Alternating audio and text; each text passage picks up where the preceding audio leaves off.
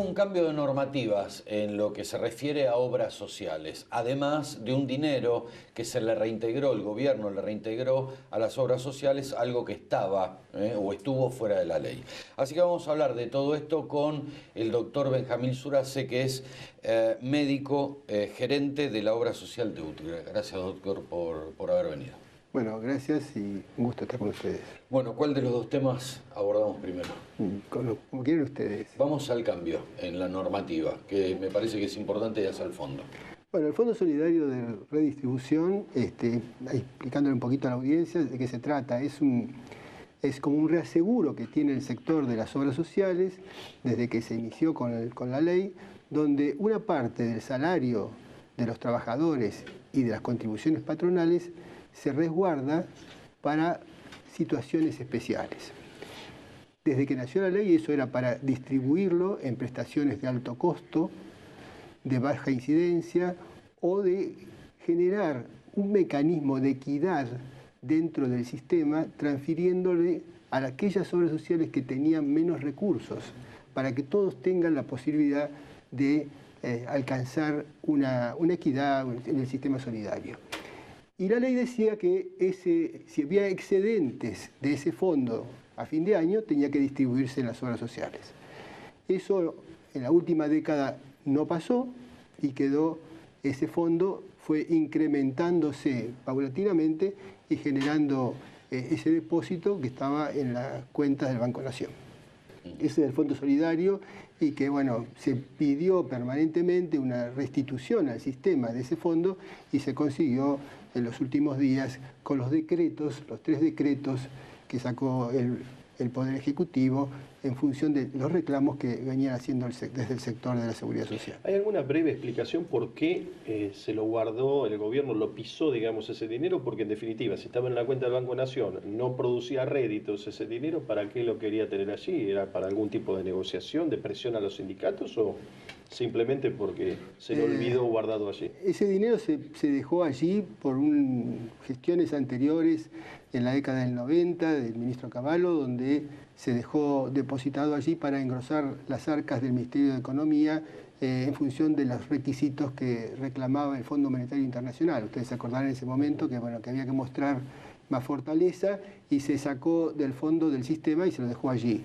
Y después, manejos seguramente que no desconocemos nosotros, pero que no... Cuestiones políticas. Sí, sí, porque generó siempre un atraso permanente. De hecho, parte de este dinero se va a pagar 85.000 expedientes desde el 2006 al 2012 de prestaciones. 85.000. Sí, que estaban pendientes de pago de esas prestaciones de alto costo, como trasplantes, enfermedades HIV, enfermedades de discapacidad que generan... Alta complejidad. Y alta complejidad también. Sí, dinero de los trabajadores en definitiva. Exactamente. Así van a tener todos ahora, vamos a hablarle para que la gente entienda, ¿no? ¿Todos podrán tener una obra social entonces? Eso es una parte de la distribución del fondo. A ver. Es decir, hay 3 decretos que salieron en esta normativa. Perdóneme un paréntesis, porque la gente leyó, y nosotros incluso informamos, se leyó mucho estos días que a las obras sociales le devolvían 29.000 millones de pesos, algo así como 2.000 millones de dólares. Bueno. Pero después se dividía eso en distintos segmentos, ¿no? Como que en efectivo, para decirlo entre comillas, o directamente al contado, se les daba 2.700 millones de pesos. Exactamente. Y el resto distribuidos en bonos y en otro tipo de prestaciones. A eso es lo que nos va a explicar usted ahora. A ver cómo es. 2.700 millones se va a hacer para el pago de esas prestaciones, esos 85.000 expedientes no pagados. Después hay 8.000 millones que se va a destinar a la población que no tiene ninguna cobertura en este momento.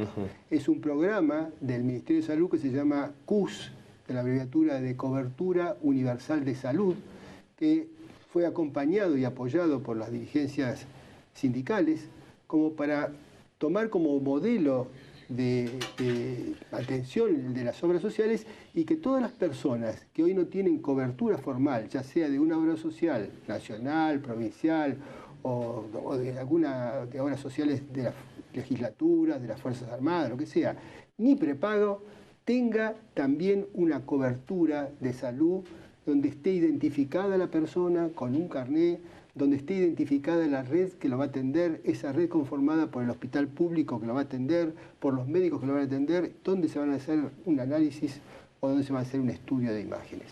Eso significa que todo el programa, que es muy ambicioso, porque es para llevar esa cobertura a todos, el sistema solidario ha aportado parte de ese fondo, esos 8.000 millones. Bueno, eso es bueno. Y después tenemos los bonos. Luego hay 14.200 millones que quedan en bonos de tesorería, en bonos, en letras de tesorería, donde van a dar intereses y esos intereses van a ser derivados al Fondo Solidario de Redistribución. Son bonos 2020, son hasta el 2020. Y hay un fondo de 4.500 millones que se va a dejar a la superintendencia para el manejo de situaciones epidemiológicas, de crisis o también de desarrollo, modernización y estructura de los agentes del seguro. Claro, ahora, si ese dinero, y acá está la parte, digamos, el contrapeso de esta historia, si ese dinero no hubiera estado retenido todos esos años... Tendría otro valor. Tendría otro valor, claro, por la inflación se calcula que serían unos 70.000 millones de pesos. Pero bueno, este gobierno, en definitiva, vino a reparar todo eso, ese desaguisado que se produjo en esos años, que es del gobierno anterior. Seguramente, es una reparación histórica que fue permanentemente reclamada por los dirigentes y por todos nosotros, que de hecho desde el Instituto de Investigaciones Sanitarias hemos hecho permanentemente los reclamos pertinentes por esto y calculando los números y los montos y las formas como se podría volver a recuperar ese dinero. De hecho, hay otras normativas que salieron también conjuntas que también forman parte de ese fondo solidario. El decreto 904 le lleva un mecanismo de modernización al sistema para el pago de los pacientes con discapacidades, que eso es una cosa que ha sido realmente muy bien recibida por el gobierno, esa propuesta, y que forma parte del decreto 904. O sea que va a permitir que desde el fondo, como dice la ley de discapacidad, se pague directamente las prestaciones de discapacidad, a través de un mecanismo donde la obra social atiende a su discapacitado, presenta a la superintendencia un listado con el padrón que tiene con sus pacientes, con las prestaciones que recibieron en ese mes ese paciente, y con el CBU, donde reclama el monto que necesita para ese pago. La superintendencia le avisa a la AFIP de ese monto a cada obra social, y en una cuenta especial que abrió la obra social se le transfiere esa plata directamente desde el fondo, sin necesidad que la obra social pague y que gestione el reintegro. Es modernizar el sistema, como dice la ley, que se pague desde el fondo la prestación de discapacidad. Una vez que recibe ese monto desde la AFIP, la obra social, transfiere directamente al CBU cada uno de los importes. Así que eso ha sido realmente una cosa extraordinaria, que bueno, hay que llevarlo a operativa con la parte informática ahora para hacerlo lo antes posible que se pueda llevar a cabo. Doctor, hay una parte de uno de los decretos que habla de actualización del SANO. ¿A qué se refiere? Bueno, el SANO es, como les decía, cuando salió inicialmente, era para generar equidad dentro del sistema. Era un subsidio automático nominativo. Eso la sigla SANO, subsidio automático nominativo. ¿Qué significa eso? Cuando se calculaba, por ejemplo, que el PMO en el año 96 tenía que tener un costo mínimo de por lo menos 40 pesos dólar, se decía eso, entonces cuando el ingreso de los aportes y contribuciones de ese trabajador era inferior a los 40 pesos, del fondo se distribuía la diferencia. Si el aporte era de 37, el fondo transferiría 3 pesos. ¿Qué hacía esto? Esto lleva equidad al sistema, hace que todos las 300 obras sociales tengan la posibilidad de, digamos, mitigar las asimetrías que hay entre los salarios de un trabajador de seguro de un obrero de la construcción. Entonces, con esto se mitiga esas diferencias y permite que todos tengan acceso a prestaciones equitativas, etc. Esto quedó muy bajo en el tiempo, llegando para que en este momento se estaban transfiriendo 150.000 pesos y ahora se van a transferir 150 millones. O sea, se había dejado claro, absolutamente no se había actualizado. Nada. Así que ahora se han actualizado esos valores para que también mejore un poco en eso el sistema. Se está, yo digo, todo muy rápido, como para hacerlo todo junto después de tantos años como de parálisis, por así llamarlo de alguna manera, pero se está evaluando entre la dirigencia, entre ustedes los especialistas, los expertos, los asesores, algún día reformular el sistema o darle todavía más equidad, porque se han dado fenómenos, si uno lo ha visto, ¿no? Incluso cuando alguno tiene algún colaborador en su casa, bueno, va en busca de una obra social, con el tema de la desregulación que se dio en su momento, y hay obras sociales que se han visto saturadas, ¿no es cierto? Porque obviamente, y hay que decirlo, hay obras sociales que dan algún servicio mejor que otras, ¿m? Esto es normal, es natural, entonces acuden a alguna obra social, entonces la obra social se satura y tiene una sobredemanda. Y bueno, y se han dado situaciones. Entonces, ¿se está viendo algún tema de alguna reformulación, algún tipo de reestructuración de esto, sin alterar el espíritu, obviamente, obviamente de las obras sociales, que creo que es una experiencia todavía única, si no en el mundo, pero por lo menos en América Latina, ¿no? Sí, desde el instituto se han elaborado proyectos, incluso se han presentado en las gestiones anteriores, sobre alguna forma de regular ese tema. Porque es absolutamente injusto un poco que esté pasando exactamente lo que vos estás diciendo, que haya unas obras sociales que reciben más pacientes por mejores servicios. Entonces la idea es que haya algún tipo de regulación, pero bueno, eso significa más discusiones, más debate y más tiempo seguramente. Pero se han presentado proyectos donde que no exista ningún mecanismo interesado, por ejemplo, que el afiliado permanezca un año en la obra social de origen, donde es su actividad, donde el afiliado que está en esa obra social de origen o esas obras sociales que reciben pacientes de otras obras sociales tengan un tope, un porcentaje para alcanzar dentro de lo que es su rama de actividad. Una obra social de 5.000 no puede tener 500.000 afiliados, claro, porque entonces se ha perdido la naturaleza de esa obra social. Bueno, eso es un poco la idea del proyecto. Porque hay obras sociales que, perdóneme, ¿no? Que actividades donde son pocos afiliados, pero tienen ingresos muy altos. Exacto. Hay obras sociales, bueno, no vamos a hacer nombre de acá para no ser antipáticos, pero hay actividades que efectivamente, o de personal de dirección, etcétera, jerarquizados, que tienen muy buenos sueldos, entonces se permiten dar excelentes servicios, pero claro, entonces aquellos de actividades menos remuneradas, claro, van y por ahí ponen un pesito más, y van y acuden a esa obra social, y se ve después esa obra social saturada, y no les puede decir que no, pero llega un punto en que ya no pueden brindar el servicio. Hay una extravasación, a veces se nota más al sector de lo que es la medicina privada. Porque, claro, bueno, el sistema solidario nace del concepto de que la solidaridad es un concepto social, es un concepto vinculado a la población, a la solidaridad de la población, no a la solidaridad individual. Claro. No a la solidaridad individual. Entonces, esa es la gran diferencia que hace que, bueno, pero un sistema solidario se basa en la solidaridad. Y también pasa que algunas obras sociales saturadas o con servicios que en algún momento se tornan deficitarios, por H o por B, ¿no? Puede ser quizás también por esa misma saturación o que tienen turnos a mucha distancia porque no pueden brindarlos. Claro, ¿qué pasa? Esa gente en la urgencia se ve expulsada al hospital público y a la vez ese hospital público se ve saturado y se torna todo un círculo vicioso que, bueno, afecta, como dice usted, al conjunto de la sociedad. Sí. En realidad, el sistema de obras sociales es el mejor seguro de salud de la Argentina. De hecho, esta posibilidad que ha tomado el ministro Lemus de ver un poco la forma de la organización de la obra social para que todos tengan este sistema así de redes, es tomando un poco el modelo a seguir.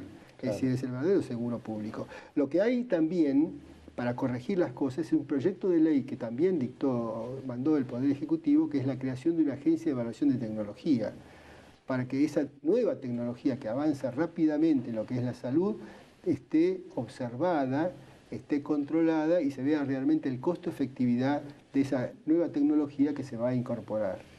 Así que eso va a ayudar mucho para todos los actores del sistema.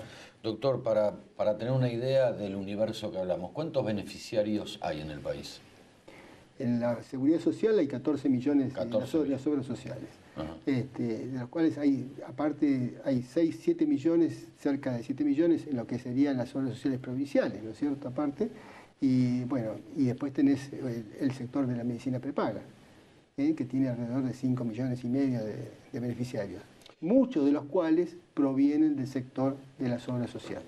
Claro, porque hay también una modalidad que se dio en los últimos años que algunas la obras desregulación sociales, permite que pasen al sector. algunas obras sociales sindicales particulares han hecho algunos convenios con prepagas, entonces permiten, incluso pagando alguna pequeña diferencia el afiliado, puede acudir a una prepaga, ¿no es cierto? Entonces han hecho esos convenios. Así es. Seguro. Bueno, esperemos que todo esto tome su curso y bueno, estábamos hablando de 27 millones de personas más o menos que están en el sistema en una modalidad o en otra, ¿no? Claro. Más o menos. Claro. Y ahora se viene la unidad de la CGT, ya estamos ahí. A todo esto. Que esto posiblemente es el deseo, ¿no es cierto?, me imagino, de la dirigencia sindical, usted que, bueno, pertenece particularmente a un sindicato, que esto también favorezca todo este desarrollo, toda esta reformulación y toda esta discusión, ¿no? La dirigencia sindical ha tenido como un punto de acuerdo que ha sido el tema de la salud. No hay dirigente sindical que opine distinto de los temas de salud que estamos hablando. Porque la salud... Ahí no hay pelea. La salud forma una de las patas de las mesas del sindicalismo, como es la capacitación, como es el turismo, como es las convenciones colectivas, la salud forma la cuarta pata. Y para ellos es muy importante para esa mesa. ¿Lo entienden todos eso, doctor? Yo creo que salud sí, absolutamente. Sacando lo que es el ámbito gremial, digo, en general, ¿se entiende?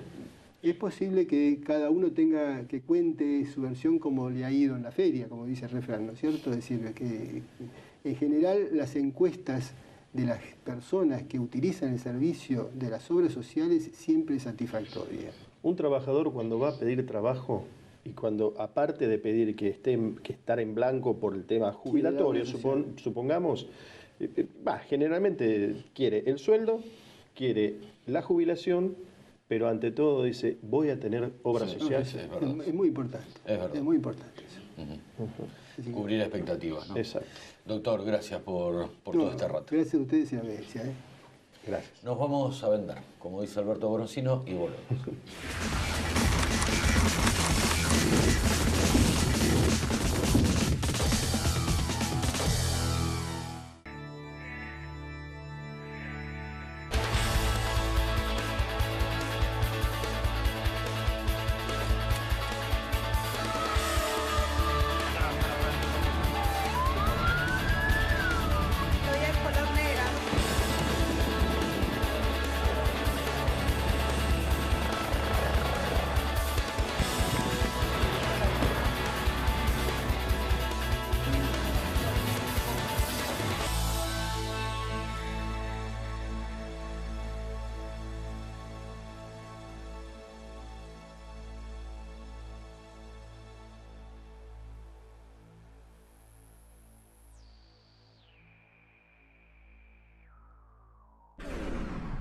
ProPymes, el compromiso de Techint con su cadena de valor. Sí a 3 hospitales con más de 50 especialidades. Sí a 9 centros de atención primaria y promoción de la salud. Y sí al Centro de Estimulación Temprana. ¿Te animas a seguir diciendo que sí a la salud? Yo digo que sí. Me hace falta un sacón, un sacón, un sacón. Necesito un sacón, un sacón, un sacón. Que me haga sentir que estoy viva, que vibro, que amo y respiro, que ahora existe el amor. Auspició este programa Banco Provincia.